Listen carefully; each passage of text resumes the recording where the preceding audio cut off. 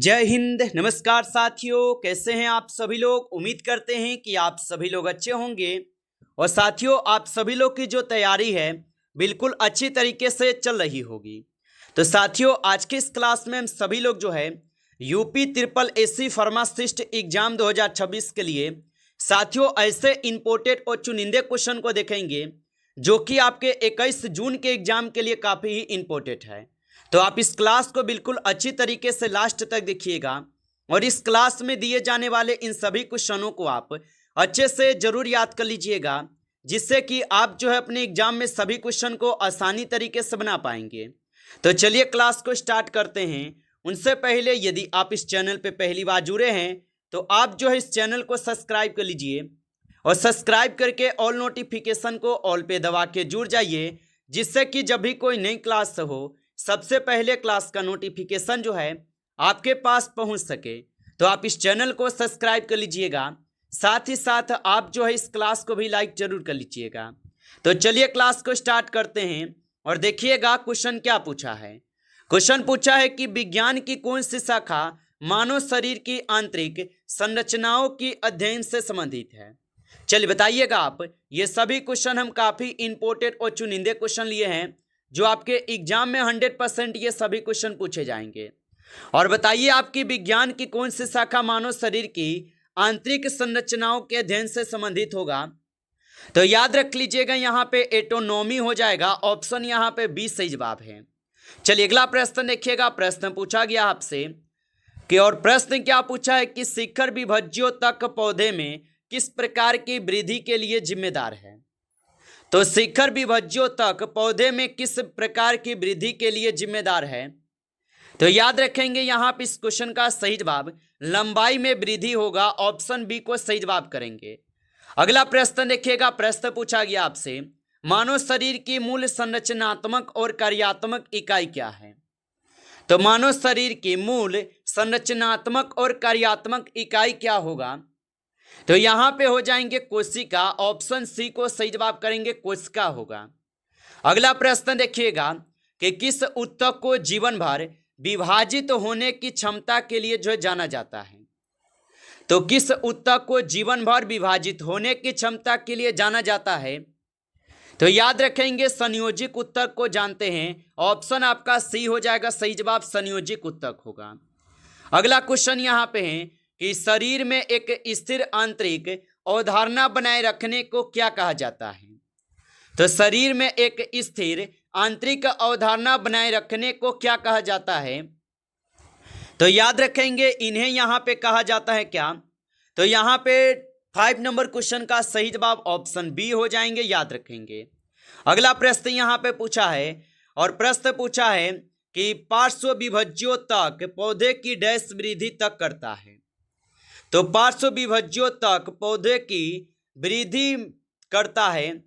तो यहाँ पे इस क्वेश्चन का आप सही जवाब लगाएंगे घेरा मोटाई। ऑप्शन यहाँ पे 20 क्वेश्चन का सही जवाब है।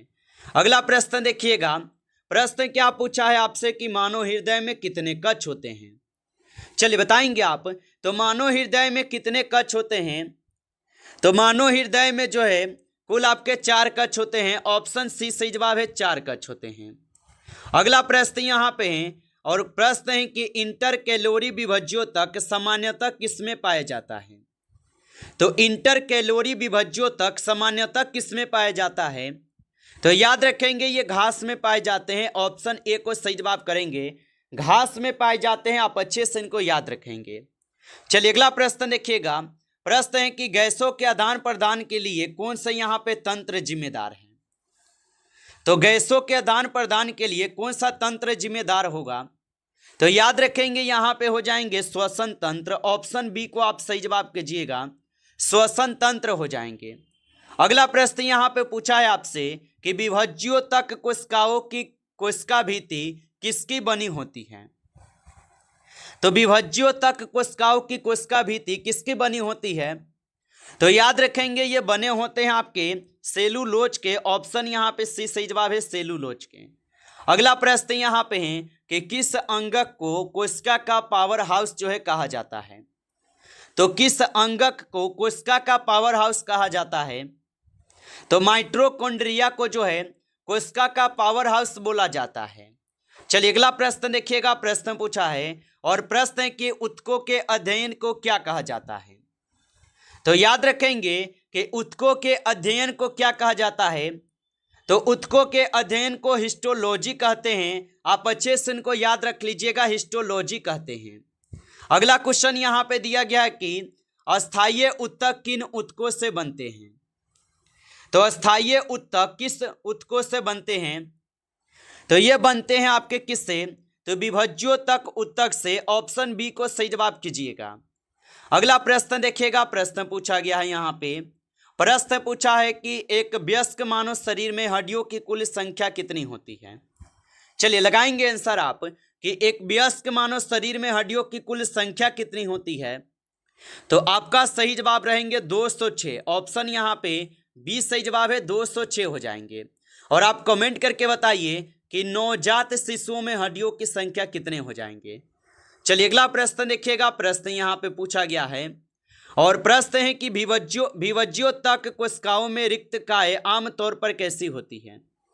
तो विभज्योतक कोशिकाओं में रिक्त काय आमतौर पर कैसी होती है। तो याद रख लीजिएगा, यहाँ पे हो जाएंगे अनुपस्थित या बहुत छोटी। ऑप्शन यहाँ पे बी सही जवाब है, अनुपस्थित या बहुत छोटी। अगला प्रश्न देखेंगे। प्रश्न पूछा है कि कौन सा तंत्र विद्युत संकेतों के माध्यम से शरीर की गतिविधियों को नियंत्रित करता है। तो याद रखेंगे कि कौन सा तंत्र विद्युत संकेतों के माध्यम से शरीर की गतिविधियों को नियंत्रित करता है। तो यहाँ पे हो जाएंगे तंत्रिका तंत्र। ऑप्शन बी को सही जवाब कीजिएगा, तंत्रिका तंत्र। चलिए अगला प्रश्न देखिएगा। प्रश्न पूछा है कि तने की लंबाई में वृद्धि किसके कारण होती है। चलिए बताएंगे। और आप अभी तक इस क्लास को लाइक नहीं किए हैं तो आप इस क्लास को लाइक कर लीजिए। नए हैं चैनल पे तो चैनल को सब्सक्राइब करके ऑल नोटिफिकेशन को ऑल पे दबा के जुड़ जाइए, जिससे कि जब भी कोई नई क्लास हो सबसे पहले क्लास का नोटिफिकेशन आपके पास पहुंच सके। तो आप इस चैनल को सब्सक्राइब कर लीजिएगा। और बताइए कि तने की लंबाई वृद्धि किसके कारण होती है। तो आपका सही जवाब रहेंगे यहाँ पे क्या, तो शिखर विभज्योतक। ऑप्शन यहाँ पे बी हो जाएगा सही जवाब इस क्वेश्चन का। अगला क्वेश्चन देखेंगे कि मानव रक्त का पीएच मान कितना होता है। चलिए बताएंगे आप। तो मानव रक्त का जो पीएच मान होता है ये कितना होता है। तो मानव रक्त का पीएच मान होता है 7.4। ऑप्शन यहाँ पे सी सही जवाब है, 7.4 हो जाएंगे। आगे देखिए अगला क्वेश्चन यहाँ पे पूछा है कि कौन सा विभज्योतक परिपक्व ऊतकों के लिए बीच है। चलिए बताएंगे। तो कौन सा विभज्योतक परिपक्व ऊतकों के बीच होता है। तो यहाँ पे हो जाएंगे आपके इंटरकेलोरी। ऑप्शन यहाँ पे बी सही जवाब है। अगला प्रश्न यहाँ पे है कि मानव शरीर में डिंटाकिसिफिकेशन के लिए मुख्य रूप से कौन सा अंग जिम्मेदार है। तो याद रखेंगे यहाँ पे हो जाएंगे यकृत। ऑप्शन सी को सही जवाब करेंगे, यकृत होगा। अगला प्रश्न देखेंगे कि पौधों में द्वितीयक वृद्धि किसके कारण होती है। तो पौधों में द्वितीयक वृद्धि किसके कारण होती है। तो पौधों में द्वितीयक वृद्धि जो है ये पार्श्व विभज्योतक होते हैं। ऑप्शन यहाँ पे बी सही जवाब है। अगला प्रश्न देखेंगे। प्रश्न पूछा है कि लाल रक्त कोशिकाएं मुख्य रूप से कहाँ बनती हैं। तो लाल रक्त कोशिकाएं मुख्य रूप से कहाँ बनती है। तो लाल रक्त कोशिकाएं जो है ये मुख्य रूप से बनते हैं आपके अस्थि मज्जा में। ऑप्शन बी को सही जवाब करेंगे, अस्थि मज्जा में। अगला प्रश्न देखेंगे कि विभज्योतक कोशिकाएं किसमें समृद्ध होती है। चलिए आंसर लगाएंगे आप। तो विभज्योतक कोशिकाएं किसमें जो है समृद्ध होती है। तो आप लगाएंगे ये होते हैं साइटोप्लाज्मा तक। ऑप्शन यहाँ पे बी सही जवाब है, साइटोप्लाज्मा तक। चलिए अगला प्रश्न देखिएगा। प्रश्न पूछा गया है आपसे कि किस हार्मोन को लड़ो या भागो हार्मोन के रूप में जाना जाता है। तो किस हार्मोन को लड़ो या भागो हार्मोन के रूप में जानते हैं। तो यहाँ पे हो जाएंगे आपके कौन, तो एंड्रालाइन हो जाएंगे। ऑप्शन बी यहाँ पे सही जवाब दिए गए, एंड्रालाइन होगा। चलिए अगला प्रश्न देखेंगे। प्रश्न पूछा है कि विभज्योतक कोशिकाओं का आकार आमतौर पर कैसा होता है। तो विभज्योतक कोशिकाओं का आकार आमतौर पर कैसा होता है। तो ये होते हैं आपके अंडाकार या बहुकोणीय। ऑप्शन यहाँ पे 20 क्वेश्चन का सही जवाब है। चलिए अगला प्रश्न देखेंगे। प्रश्न है कि अंतःस्रावी तंत्र की मास्टर ग्रंथि कौन सी है। तो अंतःस्रावी ग्रंथि की मास्टर ग्रंथि कौन सी है, तो यहाँ पे पीयूष और पिट्यूटरी होगा, ऑप्शन सी सही जवाब है। अगला प्रश्न देखेंगे, और प्रश्न क्या पूछा है आपसे कि प्रोटीन का पाचन शरीर के किस भाग में शुरू होता है। तो प्रोटीन का पाचन शरीर के किस भाग में शुरू होता है, तो ये हो जाएंगे पेट में, ऑप्शन बी सही जवाब है, पेट में होगा। अगला प्रश्न देखिएगा, प्रश्न पूछा है कि विभज्योतक कोशिकाओं में अंतर कोशिकीय स्थानों का अभाव होता है क्योंकि वे डैश हैं। तो विभज्योतक कोशिकाओं में अंतर कोशिकीय स्थानों का अभाव होता है क्योंकि जो है कसर जुड़ी होती है, ऑप्शन यहाँ पे बी सही जवाब है, कसर जुड़ी होती है। आगे देखिए अगला प्रश्न यहाँ पे है, और प्रश्न है कि सूर्य के प्रकाश की उपस्थिति में त्वचा द्वारा किस विटामिन का संश्लेषण किया जाता है। तो सूर्य के प्रकाश की उपस्थिति में त्वचा द्वारा किस विटामिन का संश्लेषण किया जाता है, तो यहाँ पे हो जाएंगे विटामिन डी, ऑप्शन यहाँ पे डी सही जवाब है, विटामिन डी होगा। आगे देखिए अगला प्रश्न यहाँ पे है कि मेरी स्टेम शब्द किसके द्वारा गढ़ा गया था। तो मेरी स्टेम शब्द किसके द्वारा गढ़ा गया था, तो ये नागेली के द्वारा गढ़े गए, ऑप्शन ए सही जवाब है। अगला प्रश्न देखेंगे कि मानव शरीर का सबसे बड़ा अंग कौन सा है। तो मानव शरीर का सबसे बड़ा अंग कौन सा हो जाएगा, तो मानव शरीर का सबसे बड़ा अंग जो होगा यहाँ पे हो जाएंगे आप सभी लोगों का यकृत, ऑप्शन ए सही जवाब है, यकृत हो जाएगा। अगला प्रश्न देखिएगा, और प्रश्न है कि शाकाहारियों द्वारा खाए जाने के बाद घास के दोबारा बढ़ने में कौन सा यहाँ पे विभज्य ऊतक मदद करता है। तो आप लगाएंगे यहाँ पे इंटर कैलोरी जो मदद करते हैं, ऑप्शन सी सही जवाब है।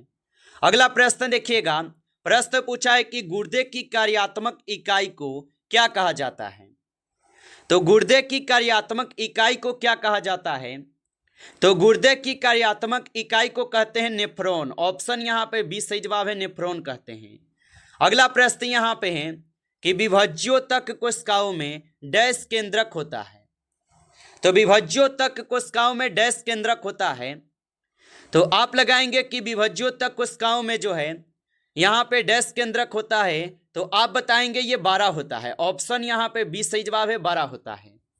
नमस्कार साथियों, इस क्लास में आपके टॉप 35 क्वेश्चन थे जो काफ़ी इंपॉर्टेंट और चुनिंदे क्वेश्चन थे। ये सभी क्वेश्चन साथियों, यदि आपको क्लास अच्छा लगा हो तो आप इस क्लास को लाइक कर लेंगे।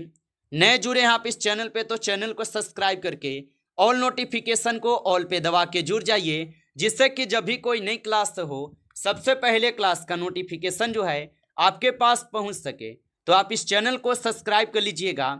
चलिए फिर मिलते हैं आपसे एक नेक्स्ट टॉपिक के साथ नेक्स्ट क्लास में। तब तक के लिए जय हिंद, जय भारत।